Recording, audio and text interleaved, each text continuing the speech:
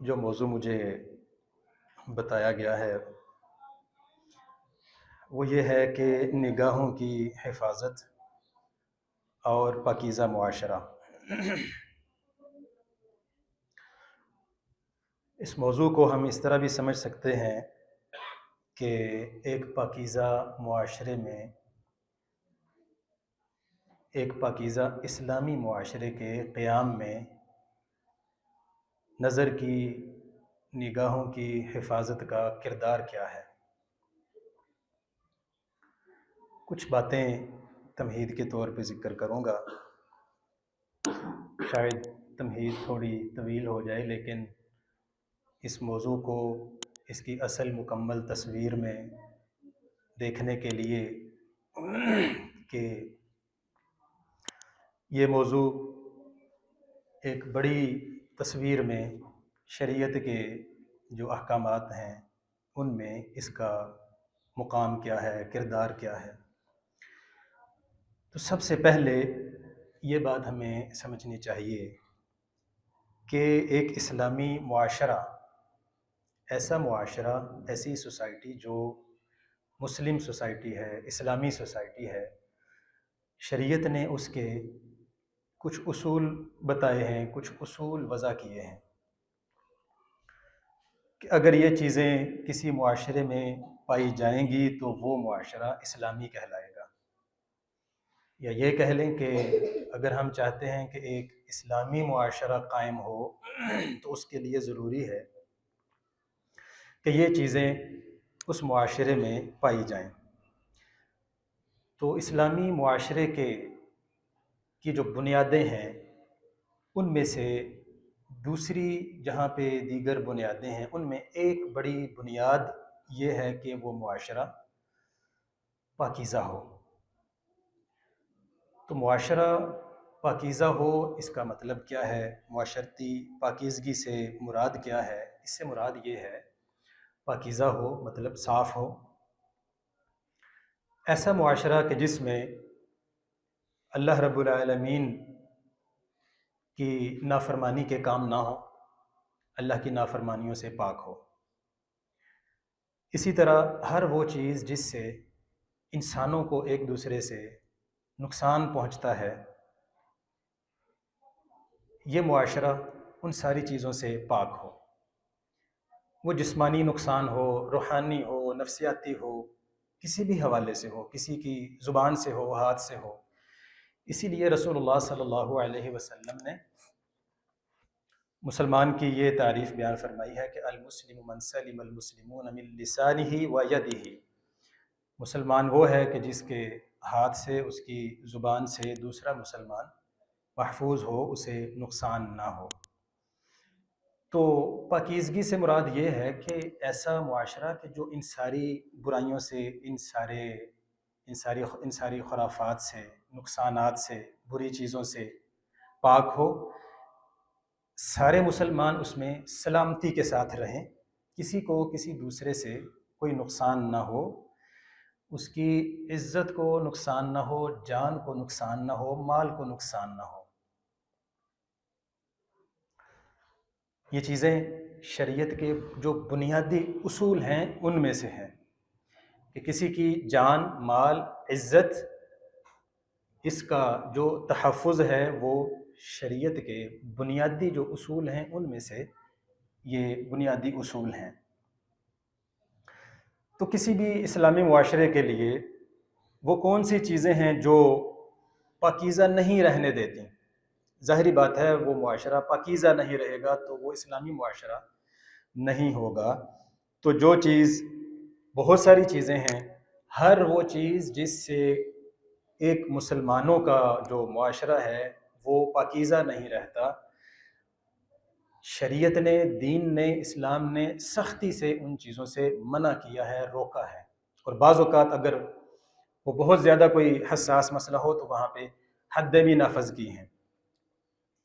چوری ہے اور زنا ہے اور اسی طرح کسی پہ جھوٹی تہمت ہے اور قتل ہے، یہ ساری وہ حدود ہیں جو ایک معاشرے کو پاکیزہ نہیں رہنے دیتے. ایسے جرائم ایسے معاشرے میں ہوتے ہیں جس وجہ سے وہ معاشرہ پرامن نہیں رہتا.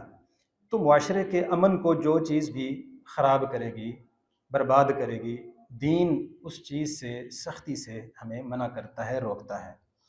تو ایک چیز جو کسی بھی معاشرے کا امن برباد کرتی ہے، معاشرے کی جو ایک اس کا سٹرکچر ہے اسے برباد کرنے والی جو چیز ہے وہ یہ ہے کہ رہنے والے جو لوگ ہیں، خاص طور پہ مرد و خواتین ہیں، ان کے جو باہمی ناجائز جنسی تعلقات ہیں، یہ چیز ایسی ہے جو شریعت کے نزدیک جس پہ کوئی کمپرومائز نہیں ہے. سختی سے شریعت نے منع کیا ہے، روکا ہے، اور اس کی جو آخری حد ہے اس جرم کو زنا کہتے ہیں.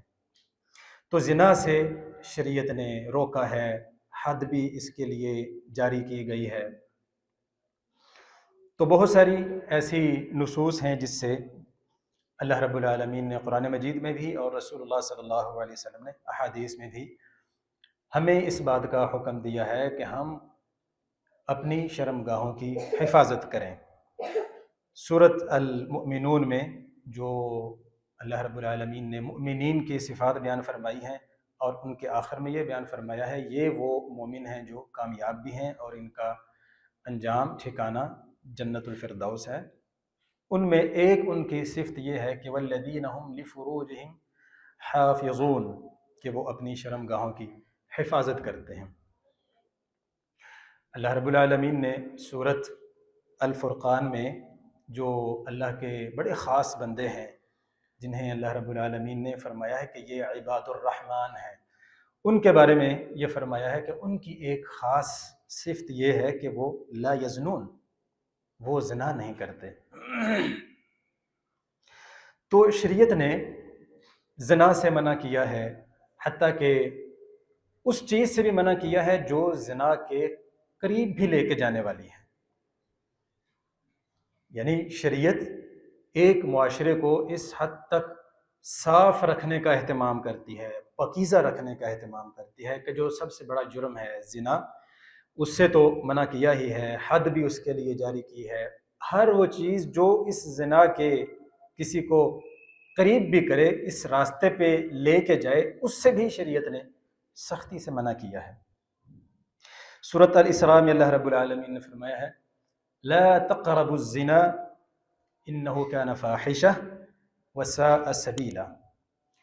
لا تقربوا الزنا، ڈائریکٹ زنا سے تو منع کیا ہی ہے، ہر اس چیز سے بھی منع کیا ہے جو زنا کے قریب لے کے جانے والی ہے، زنا کا سبب بننے والی ہے. لا تقربوا الزنا، زنا کے تم نے قریب بھی نہیں جانا، یعنی ایسے کام نہیں کرنے جو زنا کے قریب لے کے جانے والے ہوں. انہ کان فاحشہ، یہ بہت ایک برا کام ہے، بہت برا عمل ہے. وساء سبیلا، اور یہ ایسا راستہ ہے جو ایک نقصان کا راستہ ہے، تباہی کا راستہ ہے. بالآخر تو ظاہری بات ہے جو برا عمل ہے وہ تو زنا ہے. تو یہ جو راستہ اس زنا کی طرف جانے والا ہے اس راستے پہ بھی نہیں چلنا، اس راستے پہ بھی نہیں جانا. یہ پورا راستہ ہی تباہی کا راستہ ہے. انفرادی طور پہ کسی شخص کو بھی یہ برباد کرے گا اور پھر پوری سوسائٹی کو برباد کرے گا. تو اللہ رب العالمین نے قرآن مجید میں جہاں شرمگاہ کی حفاظت کا حکم دیا ہے، اس کے ساتھ ہمیں نگاہوں کی حفاظت کا بھی حکم دیا ہے. کیوں؟ انسان کی جو نظر ہے، انسان کی نگاہ ہے، وہ سب سے پہلی سیڑھی ہے جو انسان کو اس غلط راستے پہ لے کے جاتی ہے. تو یہ تعلق ہے، یہاں سے ہم سمجھ سکتے ہیں کہ جو نظر کی حفاظت ہے، نگاہ کی حفاظت ہے، اس کا ہماری شریعت میں مقام کیا ہے. اگر ہم صرف نگاہ کی حفاظت کو صرف نگاہ کی حفاظت کی حد تک رکھیں تو شاید ہمیں سمجھ نہ آ سکے، نہ ہم اس کی سنگینی کو شاید پورا نہ سمجھ سکیں. لیکن جب ہم ایک پورے اسلام کا جو ایک سوسائٹی کا تصور ہے، معاشرے کا تصور ہے، اس میں جب ہم اسے دیکھتے ہیں اور پھر اس کی سنگینی میں نظر کی جو بد نظری ہے اس کی سنگینی کو دیکھیں تو پھر ہمیں پتہ چلتا ہے کہ یہ کتنا برا کام ہے، کتنا سنگین کام ہے۔ تو اللہ رب العالمین نے ہمیں حکم دیا ہے کہ جہاں زنا سے رکنا ہے، شرمگاہ کی حفاظت کرنی ہے، اس سے پہلے ہمیں اپنی نظر کی حفاظت کرنی ہے۔ تو سورۃ النور میں اللہ رب العالمین فرماتے ہیں قُل لِّلْمُؤْمِنِينَ يَغُضُّوا مِنْ أَبْصَارِهِمْ وَيَحْفَظُوا فُرُوجَهُمْ ذَلِكَ أَزْكَىٰ لَهُمْ، کہ آپ مومنوں سے یہ کہہ دیں کہ وہ اپنی نگاہوں کو نیچا رکھیں اور اپنی شرمگاہوں کی حفاظت کریں۔ ذَلِكَ أَزْكَىٰ لَهُمْ، اگر وہ اس طرح کریں گے تو بہت زیادہ چانسز ہیں اس چیز کے کہ وہ پاک رہ سکیں گے، محفوظ رہ سکیں گے، خود بھی اور جس معاشرے میں رہتے ہیں وہ معاشرہ بھی پاکیزہ ہوگا۔ ازکا لہم، سب کے لیے یہ زیادہ بہتر ہے کہ یا زیادہ اس میں امکان ہے اس بات کا کہ اگر وہ اس طرح کریں تو یہ سارے پاکیزگی کے ساتھ رہیں گے۔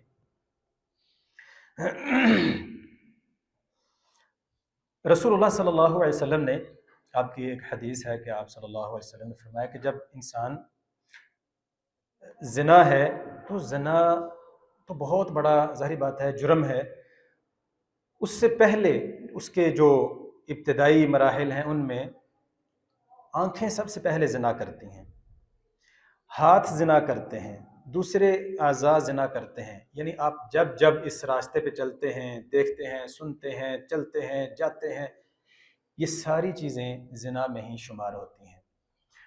تو آخری جو عمل ہے رسول اللہ صلی اللہ علیہ وسلم میں، وہ تو پھر یہ جو پہلے کام کیے ہیں اس پہ وہ مہر ثابت ہو جاتی ہے۔ آپ صلی اللہ علیہ وسلم نے فرمایا کہ العینان تزنیان، جو انسان کی آنکھیں ہیں وہ بھی زنا کرتی ہیں۔ تو نظر کا زنا کیا ہے؟ نظر کا زنا یہی ہے کہ انسان اپنی ان نظروں سے وہ چیز دیکھے جس چیز کو دیکھنے سے اللہ رب العالمین نے ہمیں روکا ہے۔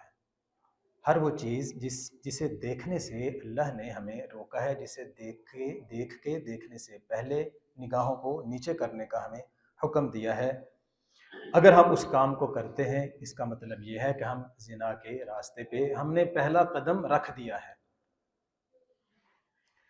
تو یہ نظر، بد نظری، یہ کوئی ایسی معمولی سی کوئی عمل نہیں ہے کہ ہم اس کو اس نظر سے یا اتنا ہی سمجھیں کہ اچھا کسی کو دیکھا ہے تو بس، ایسا نہیں ہے۔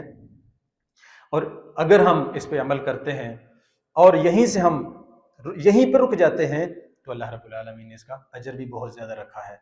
رسول اللہ صلی اللہ علیہ وسلم نے فرمایا کہ اضمنوا لی ستا اضمن لکم الجنہ، مجھے تم 6 چیزوں کی ضمانت دو، میں تمہیں گارنٹی دیتا ہوں کہ تم جنت میں جاؤ گے۔ 6 چیزیں یہ ہیں، اصدقوا اذا حدثتم، جب بھی کوئی بات کرو تو سچ بولنا ہے، جھوٹ نہیں بولنا۔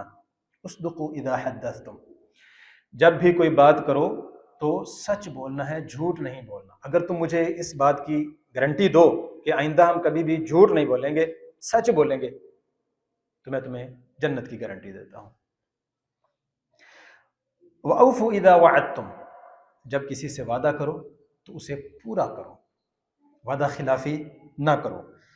وَأَدُّوا إِذَا اؤْتُمِنْتُمْ، اگر تمہیں کوئی امانت دی جائے تو اس میں خیانت نہ کرو۔ جو امانت ہو، تمہارے پاس کوئی چیز ہو، بات ہو، کچھ بھی ہو جو امانت ہے، اس میں خیانت نہ کرو۔ وَاحْفَظُوا فُرُوجَكُمْ، اپنی شرمگاہوں کی حفاظت کرو۔ اگر تم مجھے گارنٹی دیتے ہو اس چیز کی کہ ہم یہ کام کریں گے تو میں تمہیں جنت کی گارنٹی دیتا ہوں۔ تو 5واں ہے غضوا ابصارکم، اپنی نظروں کو نیچا رکھو۔ نظروں کو نیچا رکھنے کا مطلب یہ ہے نظروں کی حفاظت کرو۔ نظروں کو نیچا رکھنے کا یہ مطلب نہیں ہے کہ ہم بس اوپر دیکھیں ہی نہیں، بس نیچے دیکھیں، چلتے ہوں ادھر ادھر جب بھی، تو نظروں کو نیچا رکھنے کا یہ مطلب نہیں۔ نیچا رکھنے کا مطلب یہ ہے کہ ایسی اگر کوئی چیز سامنے آئے جو حرام ہے تو اس وقت اپنی نگاہیں اس طرف نہیں لے کے جانی، نیچے کر لینی ہے. تو پہلی سیڑھی ہی نہیں چڑھنی. زنا کی جو پہلی سیڑھی ہے اس پہ ہی پاؤں نہیں رکھنا. اس بربادی کے راستے پہ جانے کی طرف جو راستہ جاتا ہے اس پہ پاؤں ہی نہیں رکھنا. اور چھٹی چیز یہ ہے کفو ایدیکم، اپنے ہاتھوں کو روک لو. روکنے سے مراد یہ ہے کہ کسی کو اپنے ہاتھ سے نقصان نہ دو.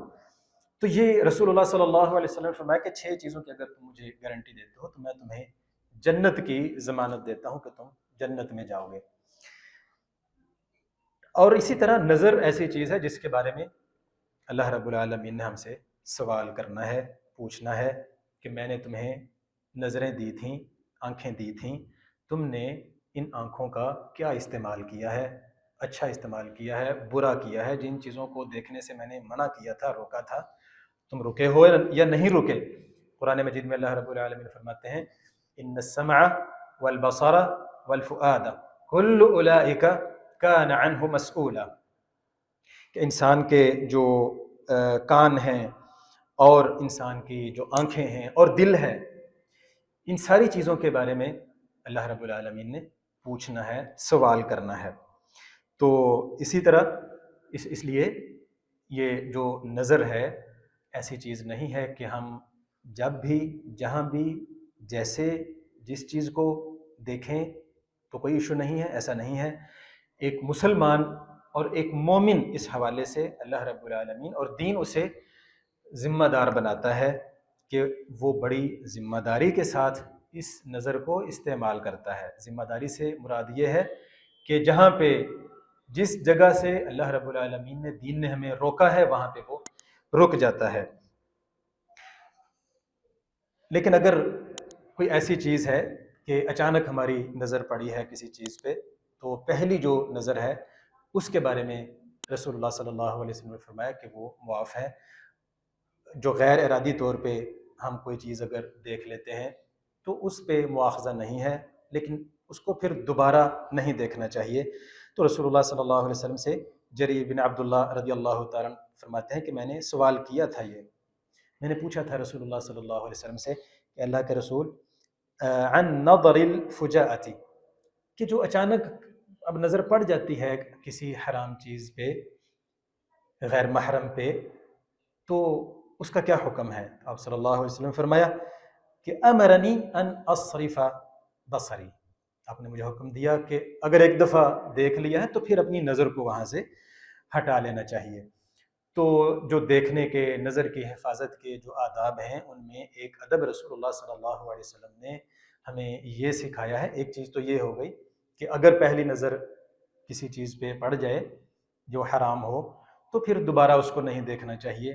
اور دوسرا ادب یہ ہے کہ گھر سے باہر جب ہم چلتے ہیں، پھرتے ہیں، راستے میں جاتے ہیں تو وہاں پہ کسی جگہ ہم کھڑے بھی ہوتے ہیں، کسی جگہ راستے میں بیٹھ بھی جاتے ہیں، تو ویسے تو رسول اللہ صلی اللہ علیہ وسلم نے منع کیا ہے کہ راستوں میں بیٹھنا نہیں چاہیے. ایاکم والجلوس فی الطرقات، جو راستے ہیں جہاں سے لوگ گزرتے ہیں، خواتین گزرتی ہیں، تو وہاں پہ اسی طرح جھمگٹا بنا کے تو نہیں بیٹھنا چاہیے. رسول اللہ صلی اللہ علیہ وسلم نے منع کیا. لیکن صحابہ نے پوچھا اللہ کے رسول صلی اللہ علیہ وسلم، بعض اوقات ہمارا وہاں بیٹھنا ضرورت ہوتا ہے، مجبوری ہوتا ہے، یا گھر میں بیٹھنے کی کوئی جگہ نہیں ہے، کسی وجہ سے باہر ہم ایسی جگہ پہ بیٹھ جاتے ہیں، تو پھر ہم کیا کریں؟ ظاہر ہے مجبوری ہے ہماری، بعض اوقات ایسی سچویشن بن جاتی ہے. تو رسول اللہ صلی اللہ علیہ وسلم فرمایا کہ اگر بہت ضروری ہے تو پھر تمہیں راستے کا جو حق ہے وہ ادا کرنا چاہیے. حق یہ ہے کہ جب راستے میں پھر اگر بیٹھو، غض البصر، پھر ایسا نہیں ہے کہ بیٹھ کے ادھر ادھر دیکھو، آتے جاتے کو دیکھو. صرف خواتین ہی نہیں ہوتی جو وہاں سے گزر رہی ہوتی ہیں، بہت سارے لوگ گزر رہے ہوتے ہیں، اور بعض اوقات بہت سارے لوگ ایسی کنڈیشن میں ہوتے ہیں کہ جو نہیں چاہتے کہ کوئی بار بار انہیں دیکھے، تو ایسے ادھر ادھر راستے میں بیٹھ کے دیکھنا رسول اللہ صلی اللہ علیہ وسلم نے منع فرمایا اس چیز سے. اور اسی طرح فرمایا کہ کف الاذی، پھر کسی کو بیٹھ کے وہاں پہ تم نے تکلیف نہیں دینی. رد السلام، اگر کوئی سلام کہے تو اس کا جواب بھی دینا ہے. والامر بالمعروف، اور اگر کوئی ایسی چیز نظر آئے کہ کسی کو اچھائی کے بارے میں بتانا ہو تو یہ بھی کام کرنا ہے تم نے، کوئی بری چیز نظر آئے تو اس سے روکنا بھی ہے تم نے. تو یہ رسول اللہ صلی اللہ علیہ وسلم نے اس کے حقوق بتائے. اگر صحابہ کی زندگی دیکھیں، تابعین کی زندگی دیکھیں تو اس میں بڑی عجیب عجیب مثالیں نظر آتی ہیں، دیکھنے کو ملتی ہیں کہ وہ اس چیز کا کتنا زیادہ اہتمام فرماتے تھے. سفیان ثوری رحمۃ اللہ علیہ کے بارے میں آتا ہے، عید والے دن جب انہوں نے نکلنا ہوتا عید کے لیے، ظاہری بات ہے عید کے جاتے ہوئے راستے میں خواتین بھی ہوتی ہیں، تو خاص طور پہ جو اپنے ساتھی ہوتے انہیں یہ ساتھ کہتے کہ آج جو ہم نے سب سے پہلا کام کرنا ہے وہ یہ کرنا ہے کہ اپنی نظروں کی ہم نے حفاظت کرنی ہے، کہ نہ جاتے ہوئے ہم کسی کو دیکھیں اور نہ ہی واپس آتے ہوئے کسی کو دیکھیں.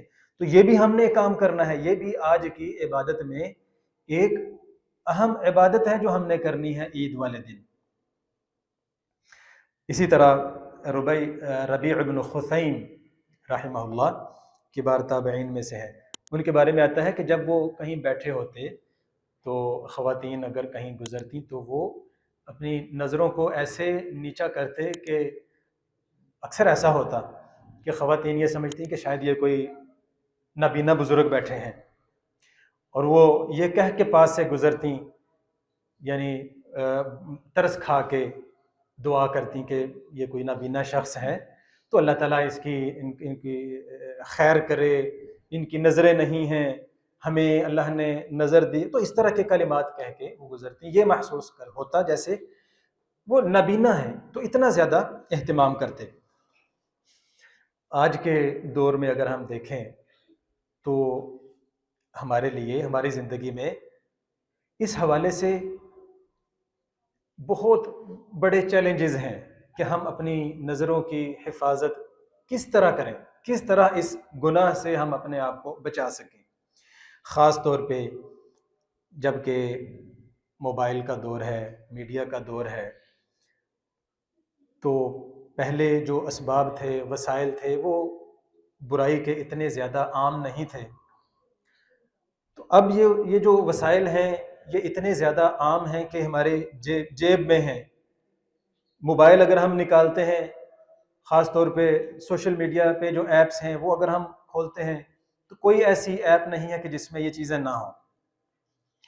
اور پھر یہاں سے ایک ایسا سلسلہ شروع ہوتا ہے جو بہت دور تک لے کے جاتا ہے اور بڑی تباہی کی طرف لے کے جاتا ہے. تو ہمیں اس بات کا خیال رکھنا ہے کہ موبائل کا اگر ہم استعمال کریں یا باہر کہیں جاتے ہوئے ایڈورٹائزمنٹ پہ جتنی چیزیں ہیں ان میں خواتین ہمیں عام طور پہ نظر آتی ہیں، تو یہ چیزیں کوشش ہمیں کرنی چاہیے کہ ہم زیادہ سے زیادہ اس چیز سے بچ سکیں. سب سے جو بڑی برائی ہے، سب سے بڑی برائی یہ ہے کہ برائی ہمیں اب برائی محسوس نہیں ہوتی،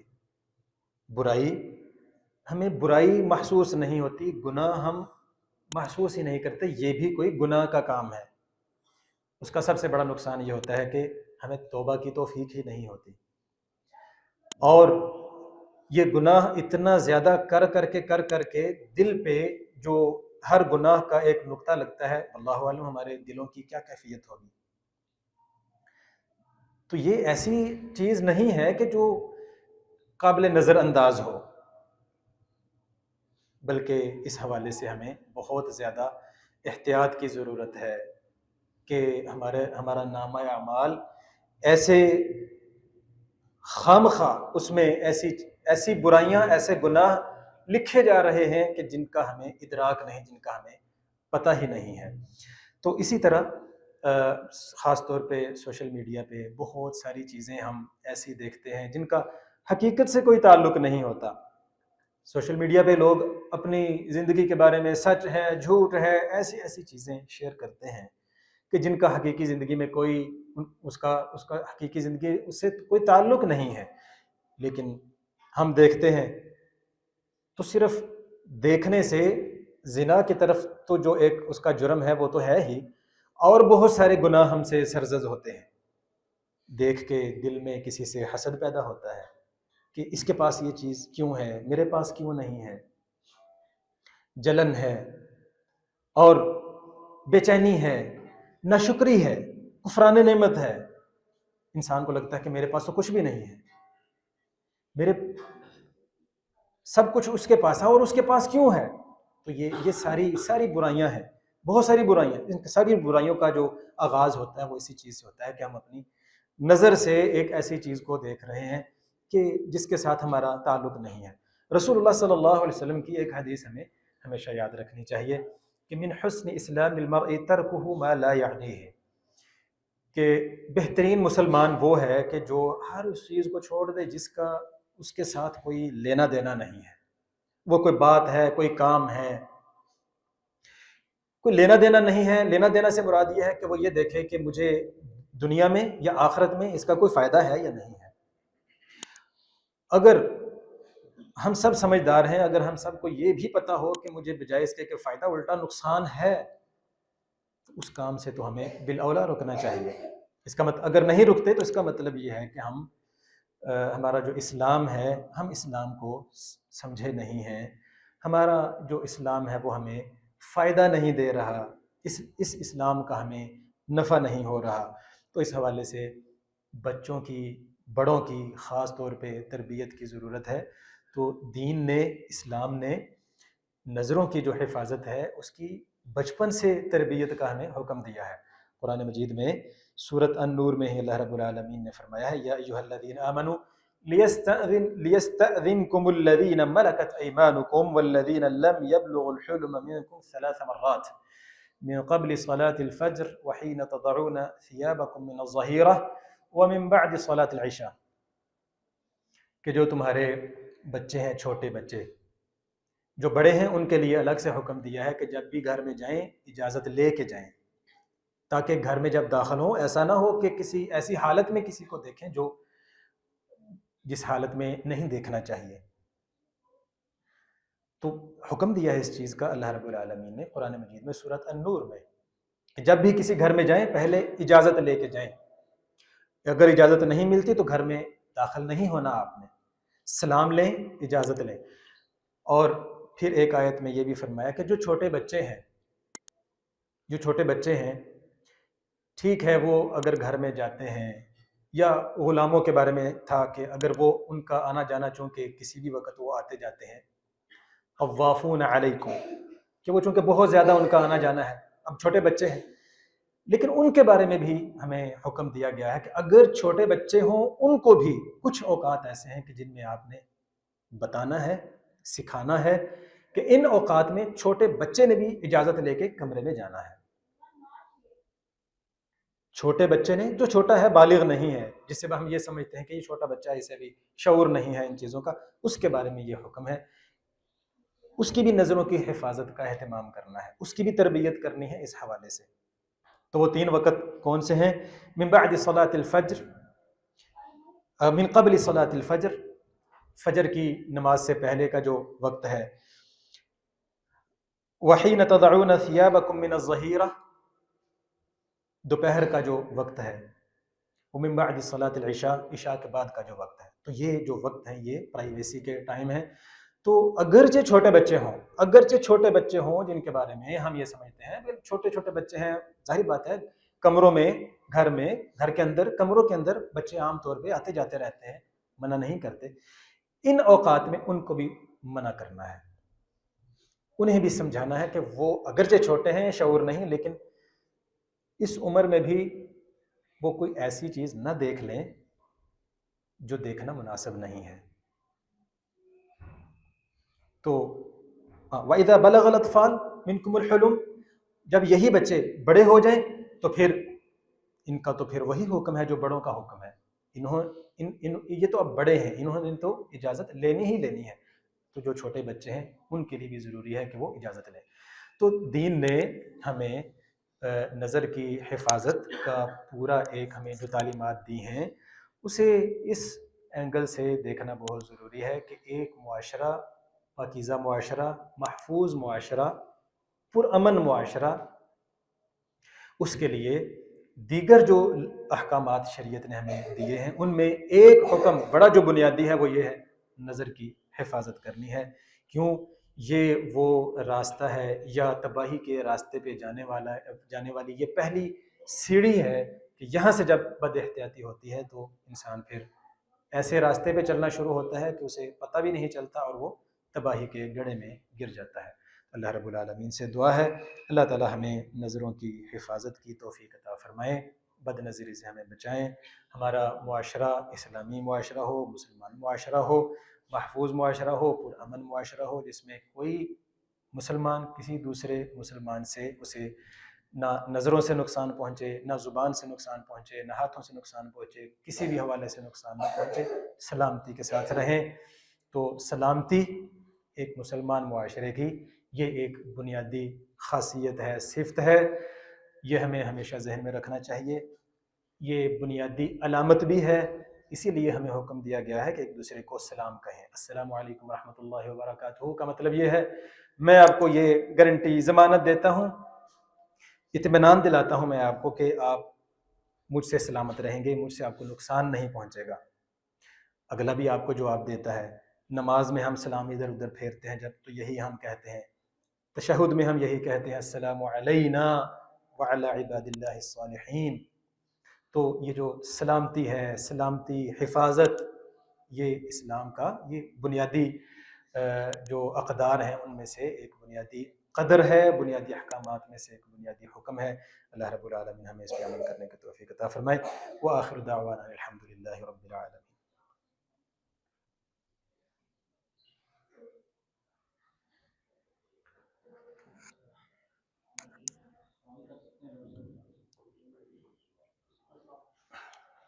وعلیکم السلام۔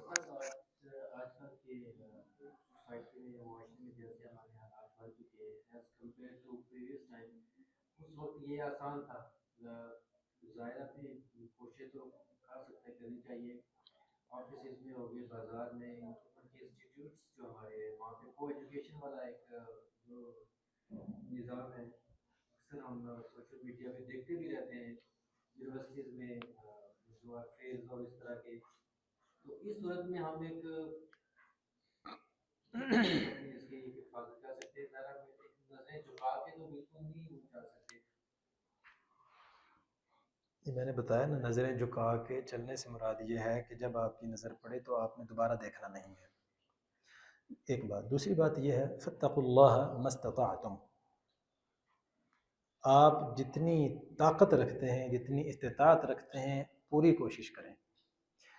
یہ استطاعت کتنی ہے کسی میں، اس کا فیصلہ ہر انسان خود کرتا ہے، اسے پتہ ہے میرے اندر کتنی استطاعت ہے۔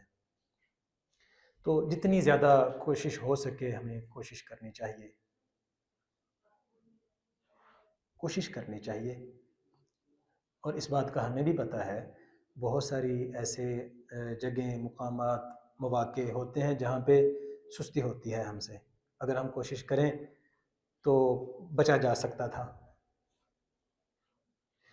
چلے ایسی جگہ ہے جہاں پہ آپ کا جاب پلیس ہے، پبلک پلیسز پہ جب آپ جاتے ہیں تو اچانک نظر پڑی ہے تو وہ تو رسول اللہ صلی اللہ علیہ وسلم نے خود بھی بتا دیا ہے کہ پہلی نظر جو ہے وہ اس کے بعد دوسری نظر آپ نے نہیں دیکھنا۔ تو آپ جا رہے ہیں کسی جگہ پہ، ڈرائیو کر رہے ہیں، ویسے آتے جاتے جو ایک نظر، اس میں تو آسانی سے بچا جا سکتا ہے۔ زیادہ مسئلہ ہے جہاں پہ مثلاً آپ کے کولیگ ہیں، اس میں میل فیمیل ہیں، یونیورسٹی میں کو ایجوکیشن ہے، وہاں پہ کوشش کریں کہ ایسی یونیورسٹی میں آپ ایڈمیشن نہ لیں۔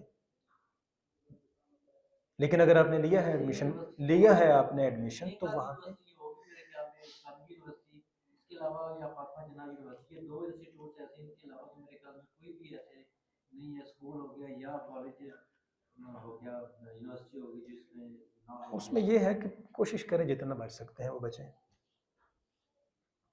ایک بات تو یہ ہے، دیکھیں نظر سے جو منع کیا ہے، نظر جھکا کے چلنا یا نظر جھکا کے زندگی گزارنا، اس سے جو الٹیمیٹلی اس کا جو اصل میں مقصد تھا وہ یہی ہے کہ انسان زنا سے بچے۔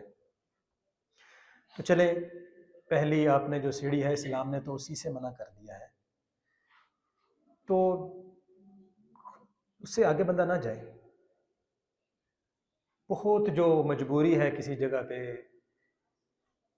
جتنا وہاں پہ ہو سکے آپ بچیں. اب اس میں یہی کہا جا سکتا ہے کہ جتنی کوشش کریں بچ سکیں اتنا بچ جائیں. مطلب اس کا کوئی ہاں یعنی وہ بھی اسی میں آتا ہے کہ آپ جتنا کوشش کریں، وہ بھی کوشش میں آتا ہے.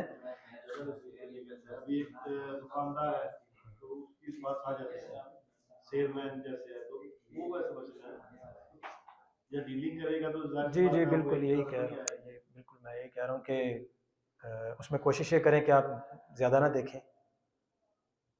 دیکھیں نہیں آپ، یہی ہے نا، مطلب بات کرنی ہے آپ نے تو نظر نیچے کر کے بات کر لیں. جو دیکھیں بہت سارے لوگ کرتے ہیں اس طرح، بہت سارے لوگ اس طرح کرتے ہیں. اور زیادہ اس کو محتاط یہ کر لیں کہ اگر ایسی کوئی سچویشن نہ ہو سچویشن تو اکیلے نہ ہو کم از کم. ٹھیک ہے، مطلب وہ پھر دائرے ہیں کہ آپ کتنا اس کو نیوٹرل کرتے ہیں اس چیز کو. باقی ساری چیزیں چلیں چھوڑیں، یہ موبائل پہ تو ہمارا پورا اختیار ہے. اس سے ہمیں کوشش کرنی چاہیے کہ کم از کم اس سے ہی احتیاط کریں.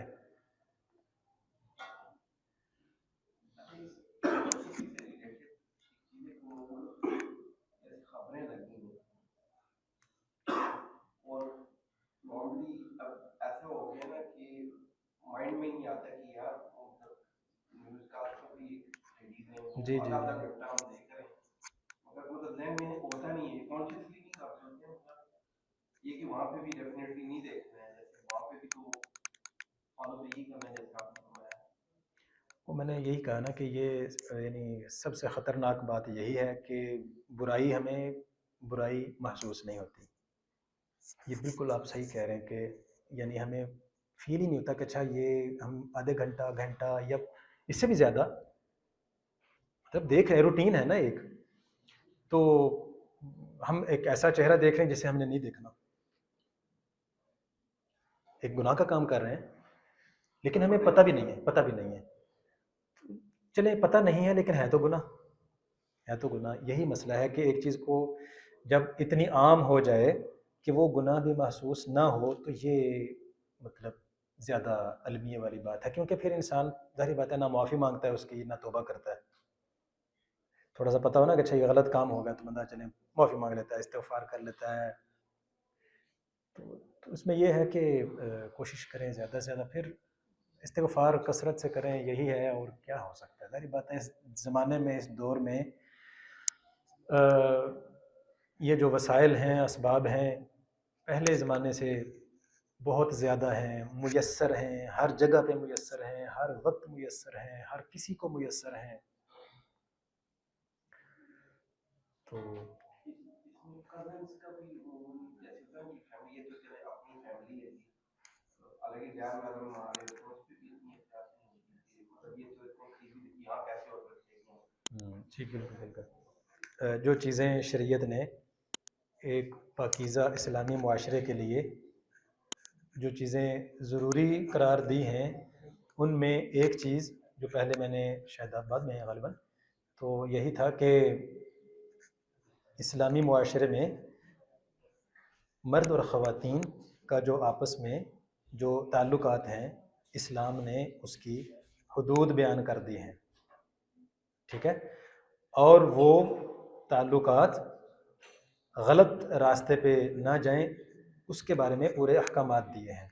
تو ہر وہ چیز جس سے یہ خرابی پیدا ہوتی ہے شریعت نے اس کا حکم دیا، جس میں نظروں کی حفاظت ایک چیز ہے. نظروں کی حفاظت ایک چیز ہے، خلوت نہ ہو یہ بھی ایک چیز ہے، یہ بھی ایک حکم ہے. پردہ بھی ایک حکم ہے، پردہ بھی ایک حکم دیا گیا ہے نظروں کے. تو یہ مختلف احکام ہیں جن سب کا مقصد یہی ہے کہ کسی طرح یہ معاشرہ جو ہے اس میں یہ چیز نہ پیدا ہو. کزنز یا اس طرح کے ظاہری بات ہے اس میں جو بڑے ہیں ان کو یہ شعور ہونا چاہیے، بڑوں کو یہ شعور ہونا چاہیے کہ وہ جیسا کہ بھی یہ آیت تھی کہ بچپن سے ہی بچوں کو بتانا ہے، سکھانا ہے کہ نظر کی حفاظت کیا ہے، کون سے ایسے اوقات ہیں کہ جس میں گھر کے اندر بھی نظر کی حفاظت کرنی ہے، گھر کے اندر بھی والدین، والدہ، بہن، وہاں پہ بھی نظر کی حفاظت کرنی ہے، بچے کو یہ سکھانا ہے۔ تو جب یہ سکھانا ہے تو جو دوسری چیزیں ہیں کزنز کے حوالے سے، وہ تو ظاہری بات ہے وہ رشتے ہیں کہ جو ہے ہی جن سے منع کیا گیا ہے، وہ تو بہت ضروری ہیں۔ تو یہ بڑوں نے کرنا ہے، والدین نے کرنا ہے، ان کو کرنا چاہیے۔ یہ اس کے لیے یہ بھی ضروری ہے کہ خود انہیں بھی اس بات کا شعور ہو تاکہ وہ بچوں کی بھی تربیت کر سکیں، لیکن ہے ضروری، شریعت کا یہ حکم ہے۔